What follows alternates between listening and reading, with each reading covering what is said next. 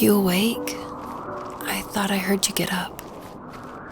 Yeah, I'm awake. Sorry, I just can't sleep.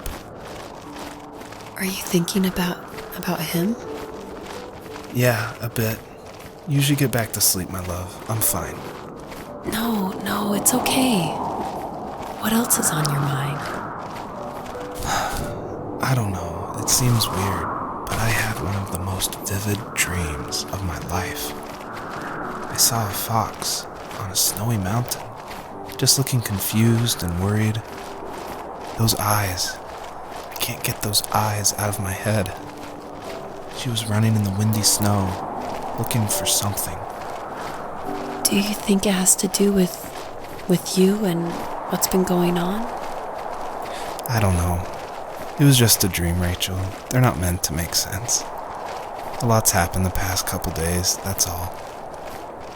Well, if you're not going to sleep anyway, you should tell me. I want to hear. All right.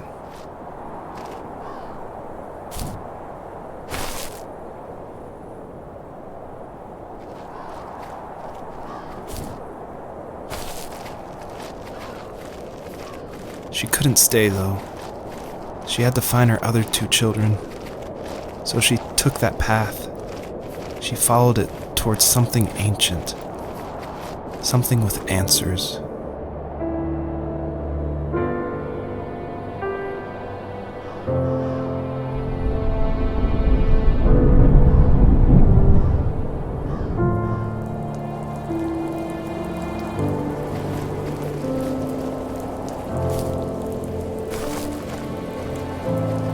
The fox looked high and low, searching for any sign of her cubs. Points of light showed the way to this ancient tree. It was as if each one had a story to tell, all their own. The land was trying to tell my story, too. I felt like I was right behind her the whole time.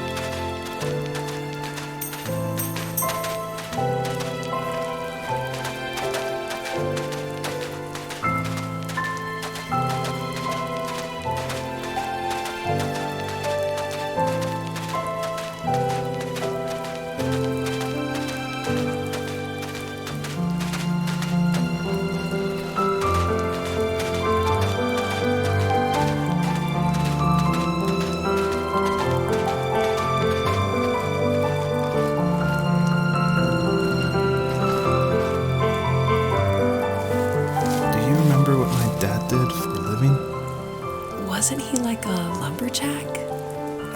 That's one way of putting it. If wood was a canvas, then a carving knife was his paintbrush. Even after working a 50-hour week, even after his hands were more splinters than skin, he would bring home the nicest piece of Alaskan weeping cedar and make me toys. That wooden train was the first toy I can remember, and I loved it. I just knew from a young age I was going to be a lumberjack, like my father.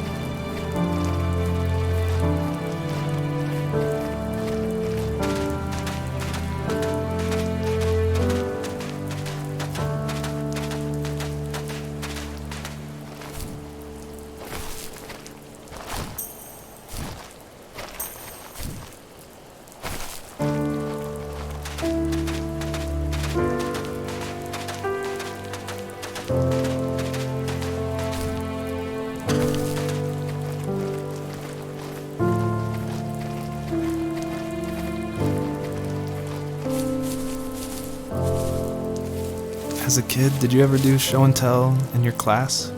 Yeah, I think I only did it once, when I was in the 4th grade. You know how my life was around then. I wanted to show my class what helped pass the time and distracted me, so I brought a dozen paper cranes I had made. I think I told everyone how badly I wanted to be a bird and fly, embarrassingly enough. Don't be embarrassed. Every kid wants to fly. For me, it was another toy from my dad, a wooden boat. I remember guarding it so carefully in my hands as I walked into class. When I sat down, a group of boys immediately made fun of it. They asked which trash can I found it in, or why an ugly log was my favorite toy. When I got up, I didn't even want to tell them my dad had carved it. I said it was a joke gift my friend had given me. Kids can be so cruel. Some of them are. I shouldn't have let them get to me, but it did. It's amazing we bounced back at all.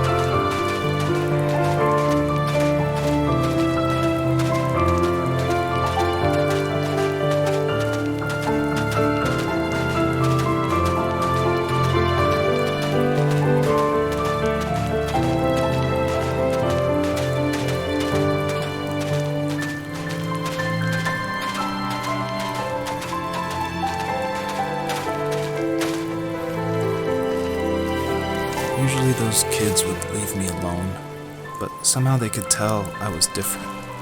They made fun of how far away I lived. They called my dad a sourdough. I was a blabbermouth as a kid, telling my dad stories I made up for hours. But after that show and tell, I didn't tell him much anymore. He didn't know exactly what was wrong, but his best guess was that the toys he carved weren't cool enough. He carved me a tank and tried to tell me what it was like to be in a real tank as a serviceman. I didn't know your dad was in the military. Yeah, in the army. The sad thing is that I'd pretty much forgotten until just now. There's so much I still don't know about him. I'm sorry. He knows how much you love him. You're going to see him again soon and have some closure, I'm sure.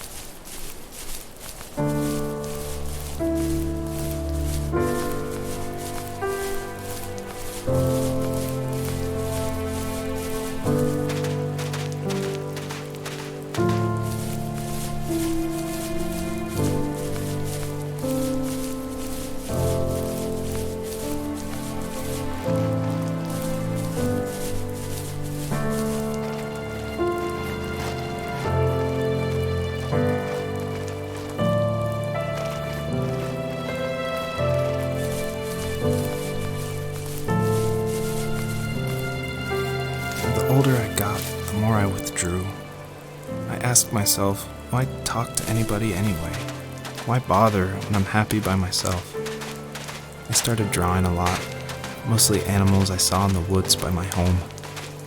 I then imagined designing my own hideouts with things like TVs and pantries full of chips and cookies.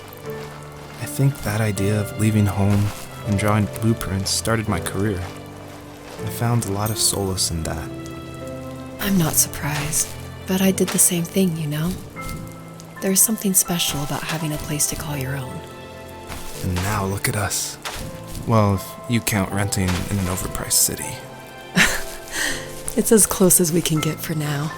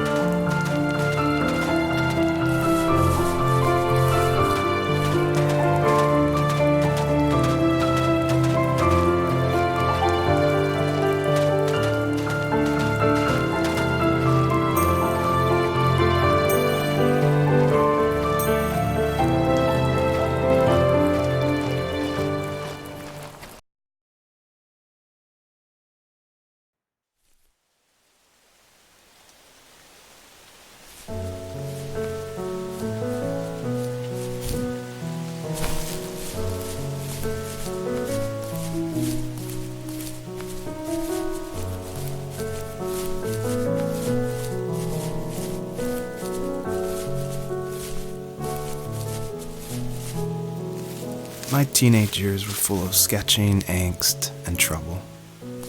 I wasn't popular or unpopular. Maybe just forgettable. I guess that gave me a sense of freedom, so I hung out with crazy kids, doing crazy things, even though I mostly just watched the chaos ensue. We did it all.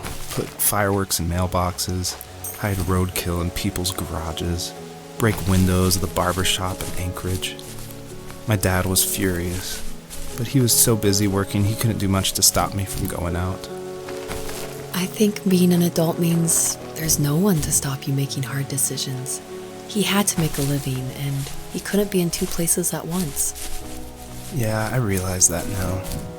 But at the time, I was sure he was more interested in growing his business than what was going on with me.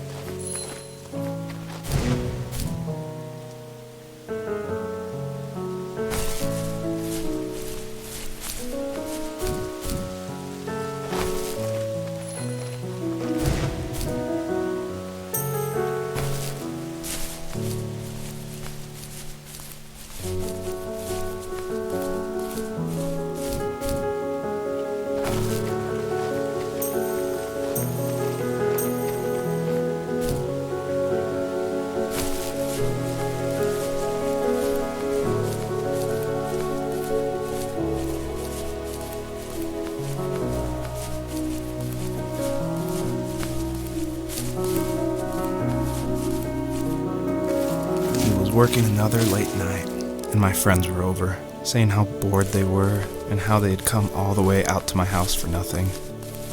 One of them mentioned how that old, ugly beyond belief truck was still in the garage, and how we should take it for a spin.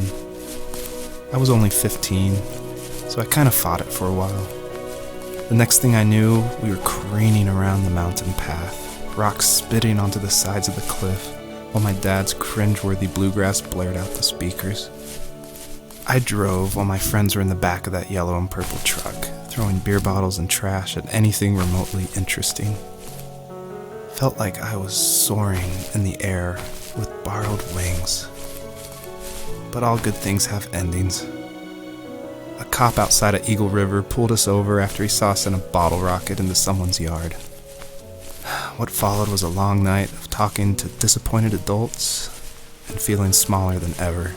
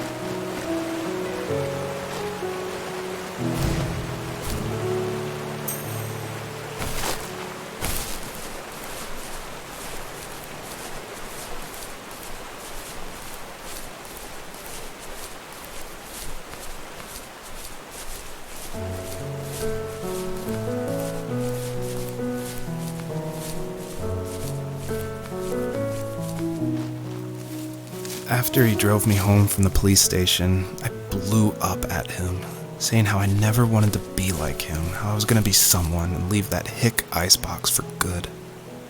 He just looked forward at the road with tired eyes. I took out that bluegrass tape from the cassette deck and chucked it out the window. In my sage teenage wisdom, I thought I had proved the ultimate point, but my dad had a different idea. He slammed the brakes, slowly bowed his head while gripping the steering wheel, and finally looked at me. All he said, like it was a polite request, was, "Make this right." I sat there in silence, fuming, but I eventually got out and combed every square inch of the woods, muttering profanity after profanity. I found it 30 minutes later, near a small waterfall off the road. I went back to the truck, put the wet tape back in, and sure enough it worked. We didn't speak another word to each other the rest of the night. Wow, I knew you were a crazy teenager, but... It's hard to believe, isn't it? It surprises me too. It's like I didn't really know who that kid was back then.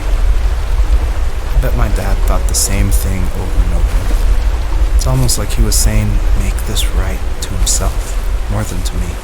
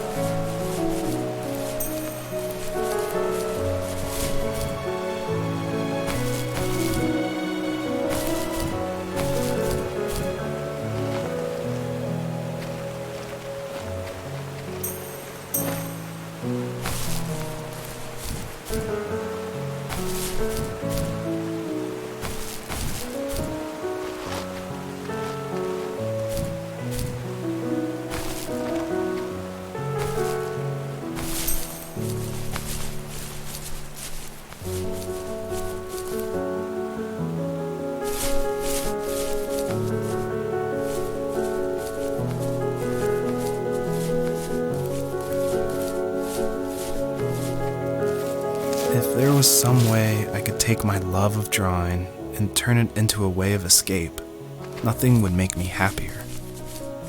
I wanted to create instead of tearing trees down.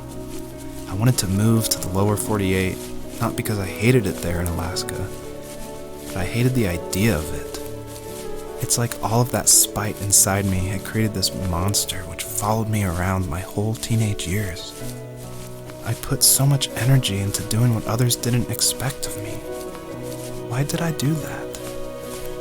There's one fact you're forgetting, though. If you didn't have that fire in you, we probably would have never met. You're absolutely right. Maybe the destination is all that matters in the end. But then why am I awake? Why am I seeing this fox go on her journey? And why can't I stop thinking about my dad?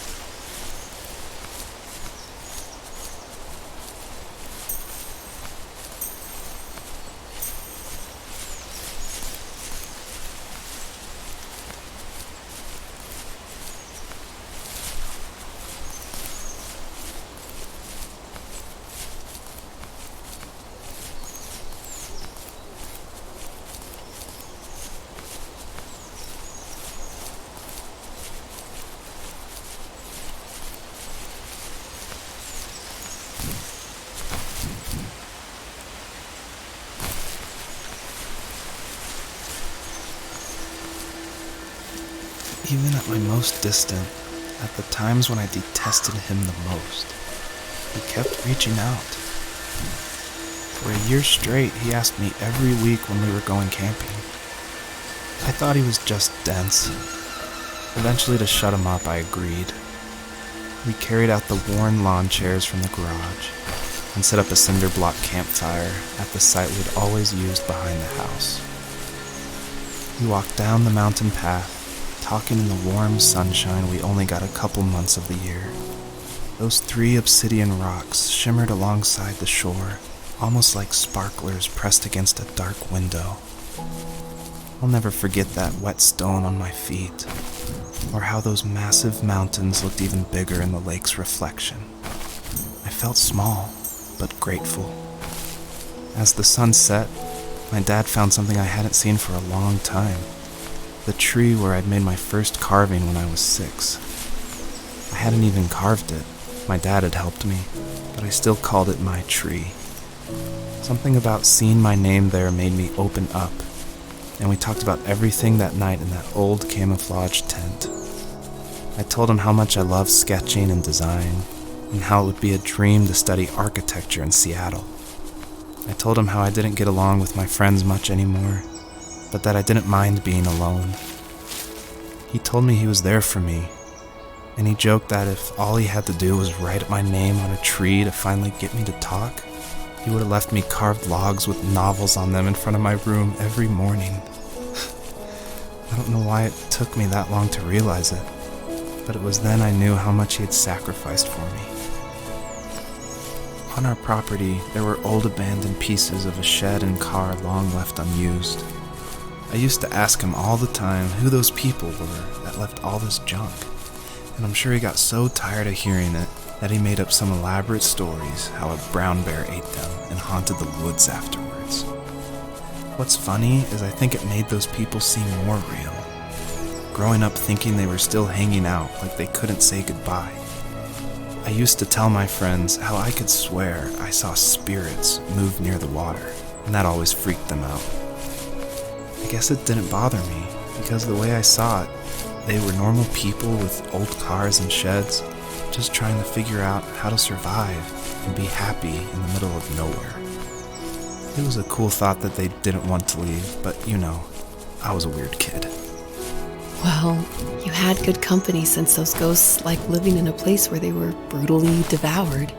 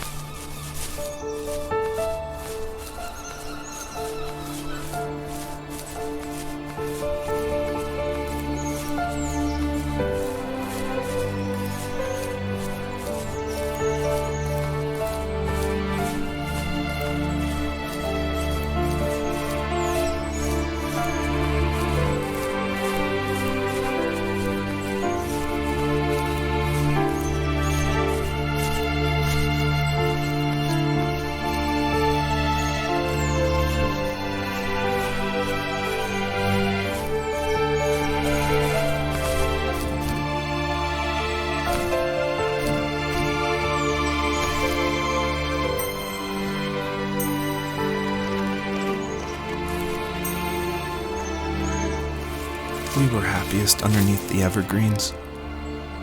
We decided it was time to finally map out the hundreds of acres we lived on just to pass the time during the summer.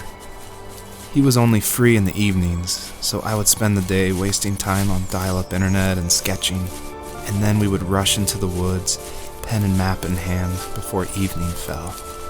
Sometimes, the aurora borealis would cast a cold green glow on the mountainside, and we would finish our route underneath a twilight sky. Sometimes I was lonely during those summer days, but there was comfort in the routine. A lot of teenagers aren't looking for the daily grind, though. There's nothing wrong with wanting to get out, to leave your childhood home. You wanted to progress, to make something of yourself. Yeah, you're right. That house. I'm sure it's the same as how I left it. But then why does it feel so different? I doubt you're the only adult to have looked back and asked that question.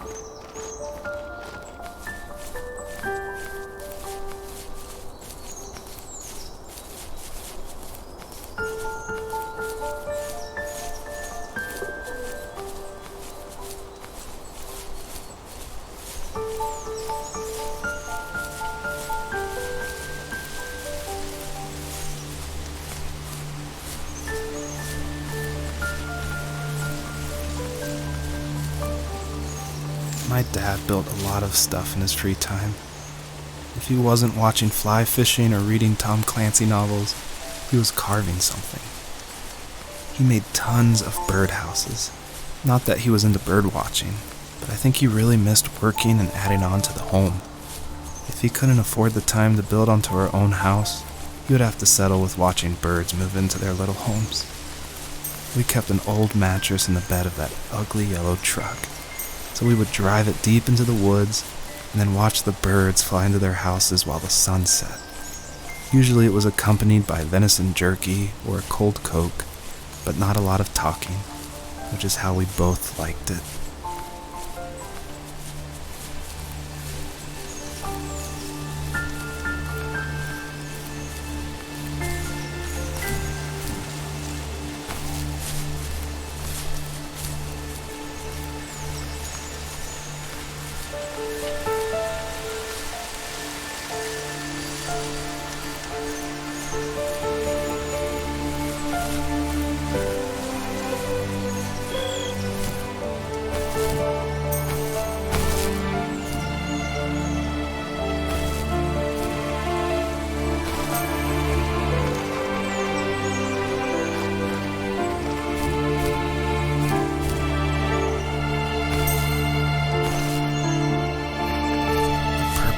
Stood nearby, unfazed, like nothing was wrong. My dad is dead, and he's never coming back, Rachel. I can tell you these stories, but I can never reminisce with him again. He can never hold a grandchild that we'll probably never be able to have. I can never talk to him again, and I'll never be able to say I'm sorry for everything.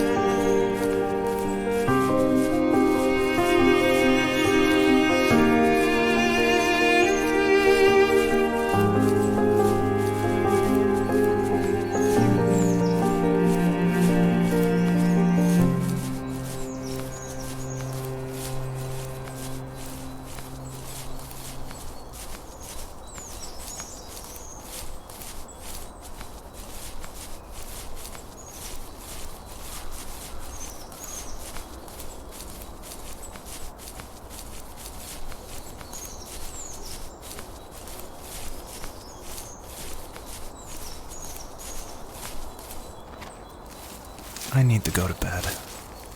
I just can't talk about this anymore. Good night.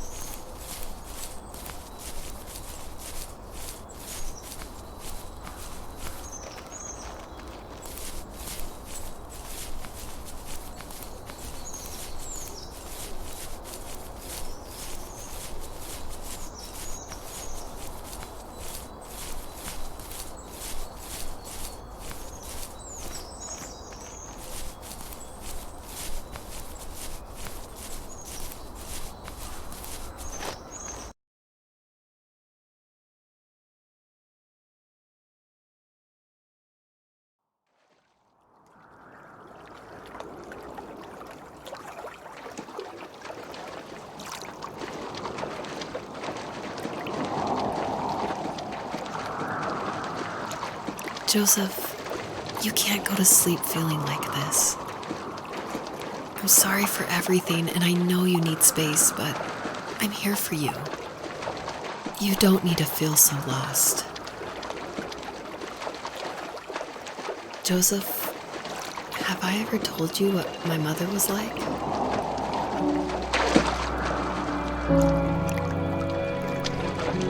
You know what it's like not to have a mom at home. And you know how hard that made my childhood.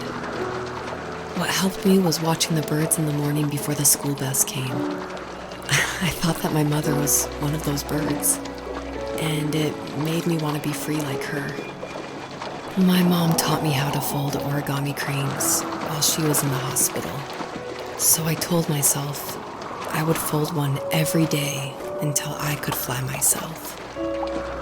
I think we both have always loved animals. And for me, that love started with a dog. Sometimes this Rottweiler would come up to our property line and wait at the fence for me, but only once in a while.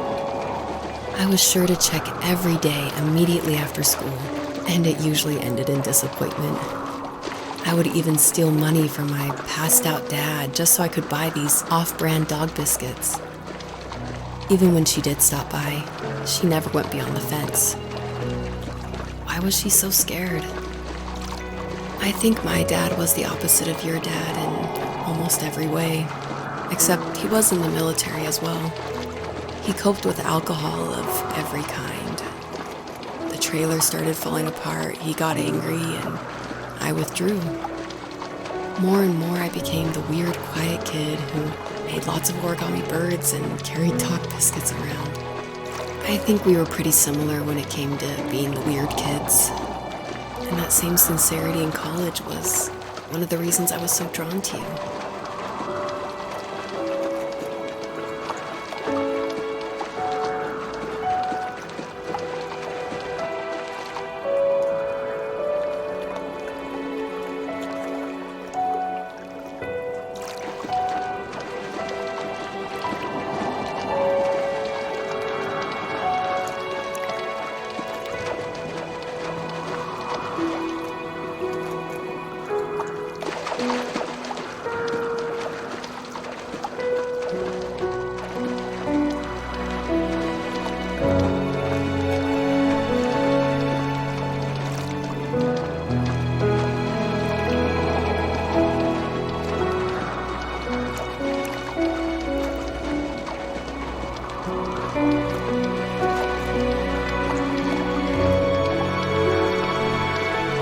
You have strength, Joseph, and you're not as alone as you think.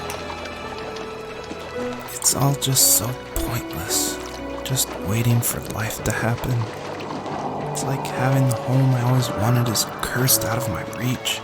The thought of being a parent myself. How could I do that when I couldn't even be a good son? I'm sorry. I know what you're saying. I just don't know how things will work out. These quiet hours will turn into years. We'll wonder which roads passed us by. Then we'll forge a new road together. Besides, I discovered for myself that one fateful morning where any hopeful road leads to. There may be thorns and mist, but it always leads to the same thing. And what's that? Family. I'm so glad that you're part of my family, Rachel. And I'm glad you're part of mine.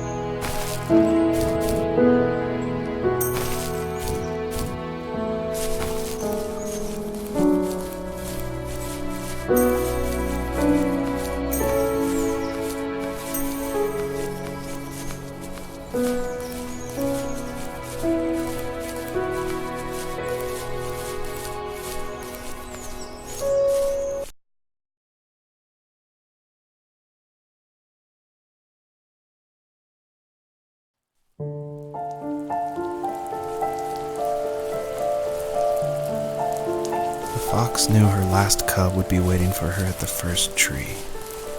She was almost there. The rain cascaded onto the jade valley where the entrance to the tree was.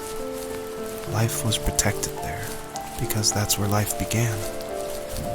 It was now only a mother and a daughter left. Items from my life still dotted the ground as she moved closer to her destination and destiny.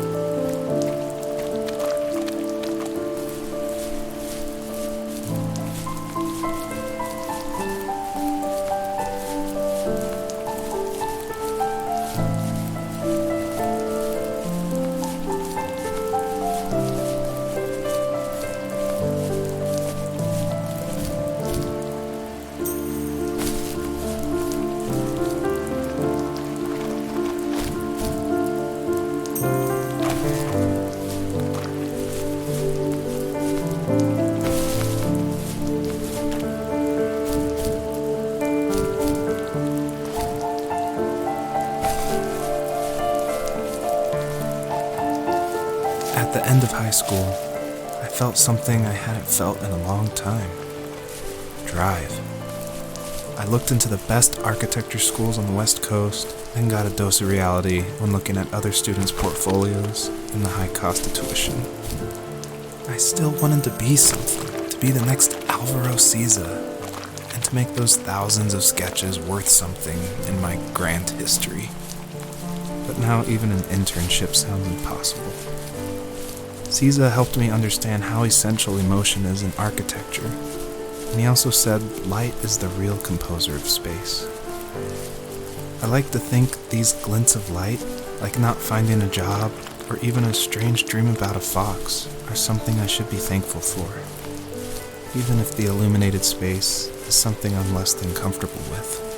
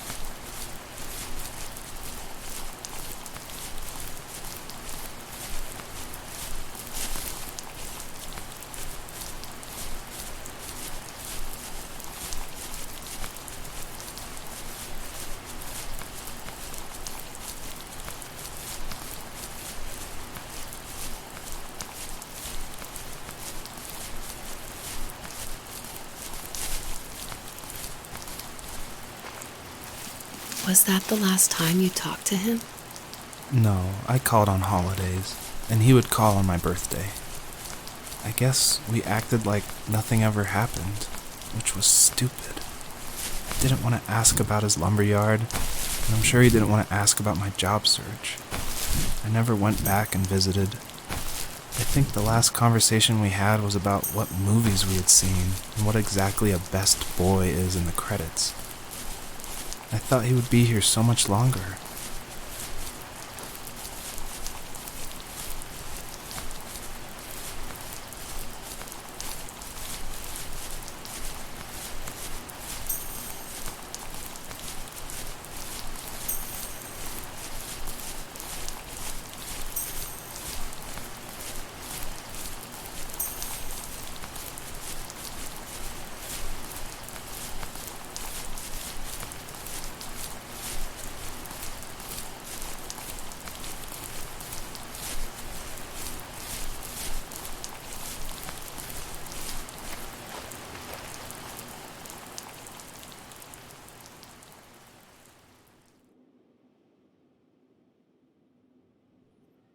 In the distance, the first tree illuminated the wasteland.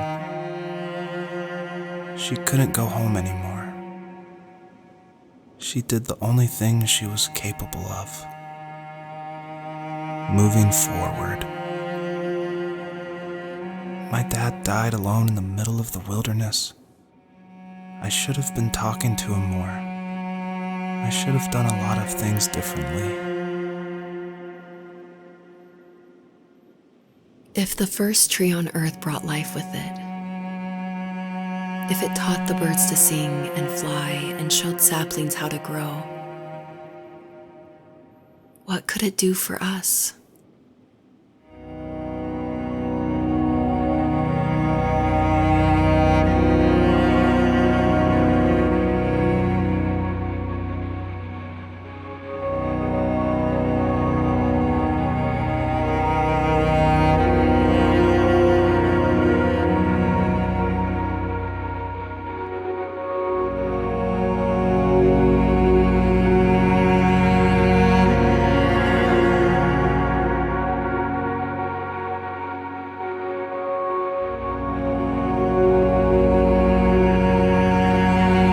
Was a letter I received yesterday from a name I didn't recognize, with a quote I can't stop thinking about. Death is not the opposite of life, but a part of it. More and more, I'm realizing one important truth. Each of us have our own journey to the first tree, but sometimes I'm not sure I'm ready to take that first step. You already have my love.